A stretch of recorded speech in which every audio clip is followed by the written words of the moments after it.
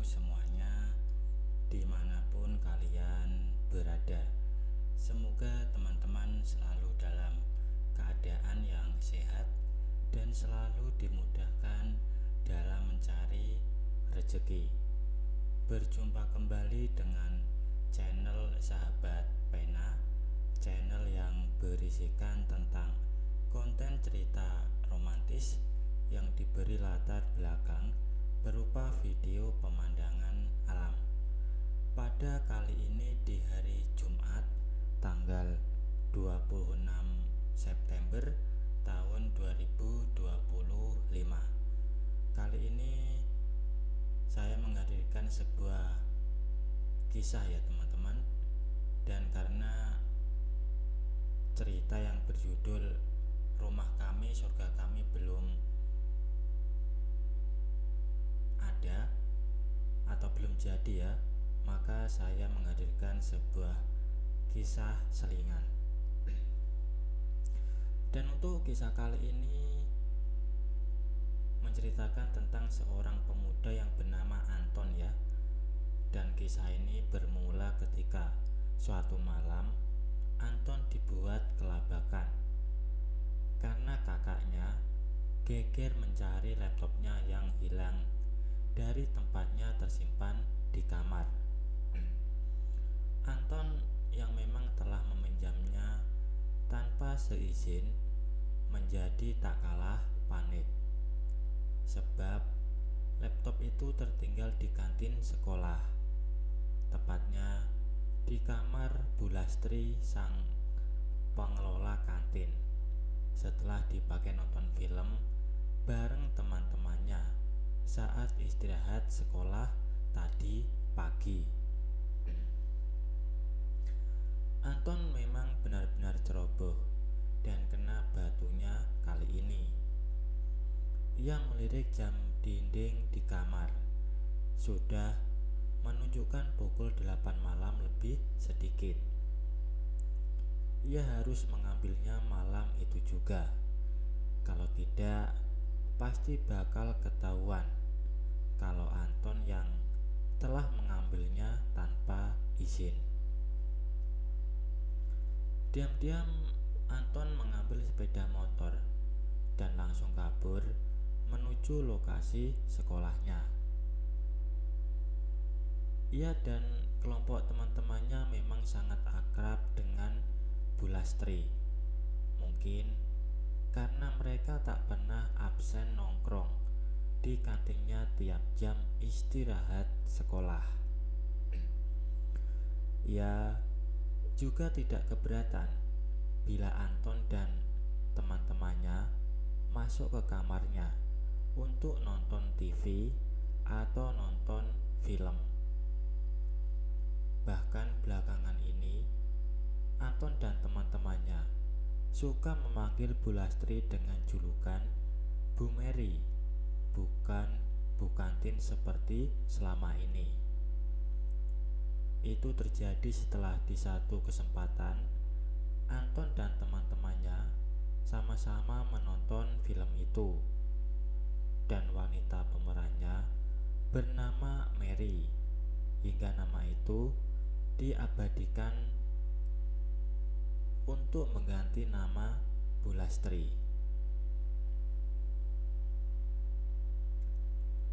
Meski lumayan cantik, wajah Bu Lastri khas wajah wanita Jawa dan kulitnya agak gelap. Tapi untuk potongan sosok Bu Lastri yang tinggi besar memang ada kemiripan.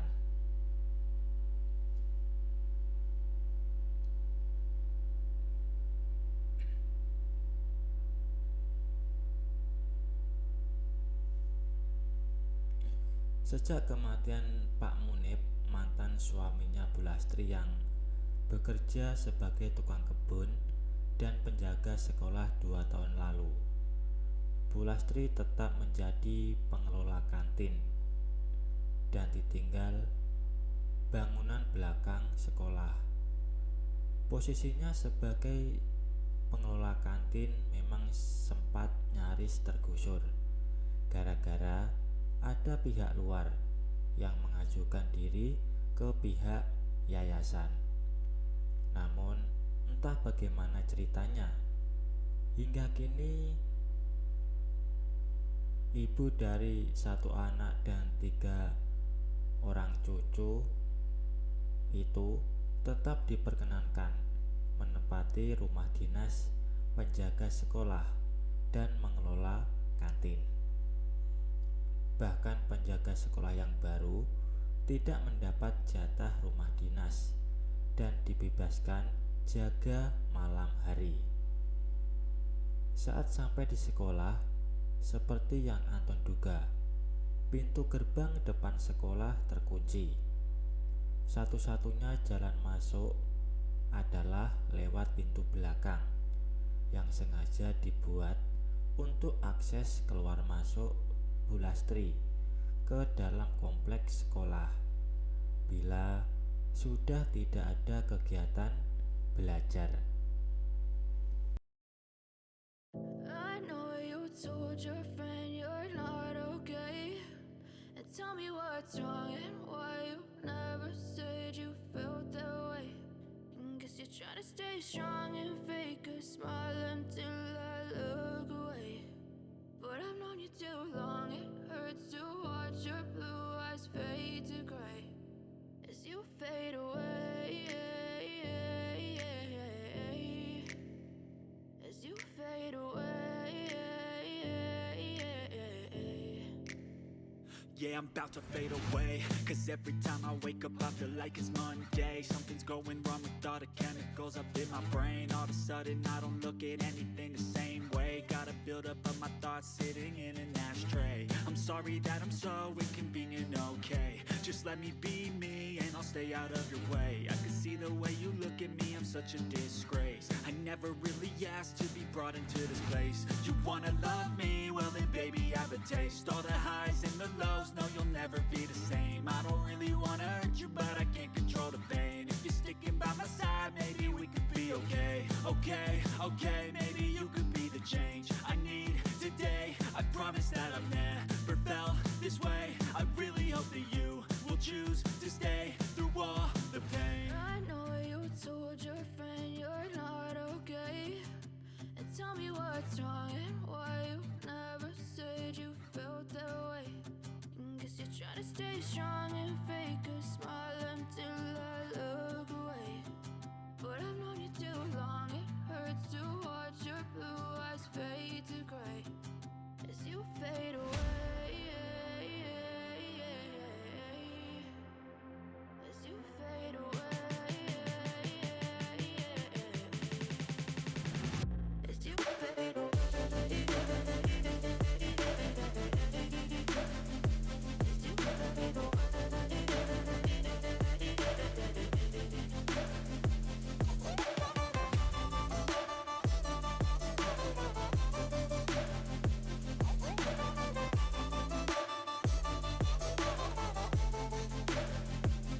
Think I need help, I'm going through hell. I fake like I'm fine, but I know you can't tell. Like nothing I felt, my mind overwhelms. I think that I'm broken, but I hope you can't help. I know I'm not perfect, but some days I feel far more worthless.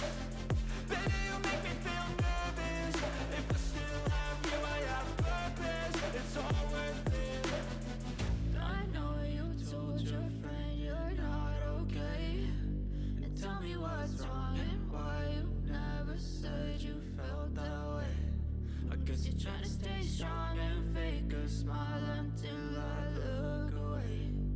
But I've known you too long, it hurts to watch your blue eyes fade to gray as you fade away. As you fade away. As you fade away.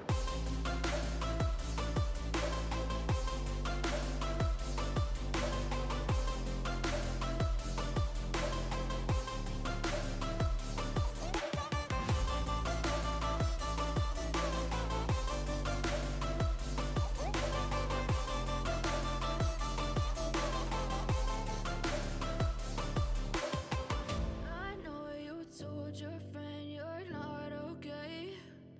tell me what's wrong and why you never said you felt that way. Guess you're trying to stay strong and fake a smile until I look away. But I've known you too long, it hurts to watch your blue eyes fade to gray.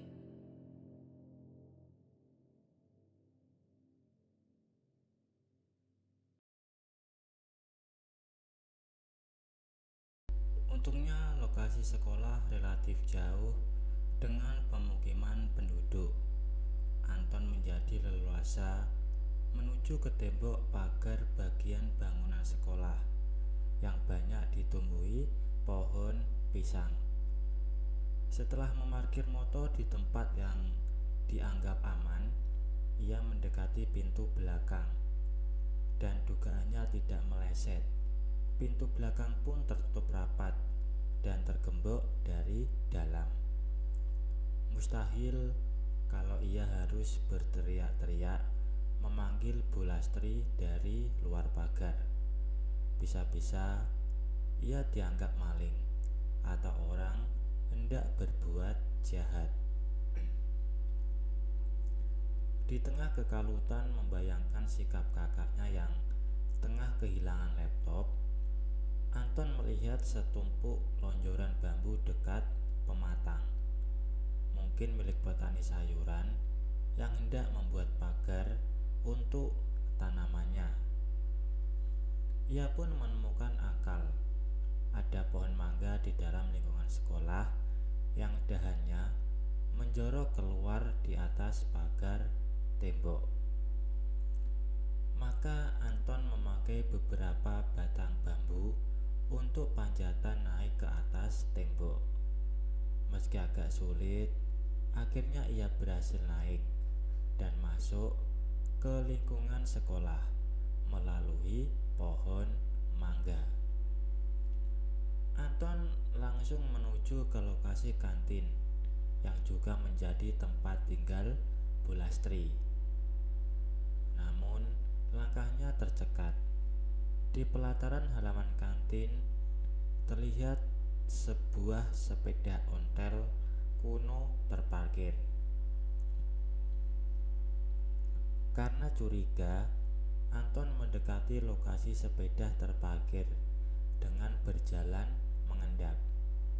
Ternyata sepeda ontel itu milik Pak Ilham. Anton bisa mengenali setelah melihat dalam jarak cukup dekat, dan ia yakin sepeda itu miliknya setelah melihat adanya aksesoris bel berbentuk bulatan besar yang terpasang di stangnya. Pak Ilham yang merupakan salah satu aktivis klub sepeda ontel di kota itu selalu membanggakan bentuk bel sepeda kuno yang dimilikinya.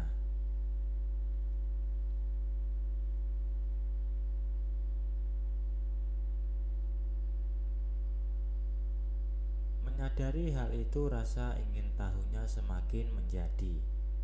Ia yang kenal betul seluk-beluk kantin dan tempat tinggal Bu Lastri langsung menyelinap ke dalam ruang kantin. Akses masuk ke ruang kantin tidak berpintu dan letaknya bersebelahan dengan kamar Bu Lastri. Bila di dalam kamar ada orang berbincang, pasti terdengar dari luar karena dinding bangunan rumah penjaga sekolah dan kantin terbuat dari papan yang karena faktor usia sudah banyak berlubang.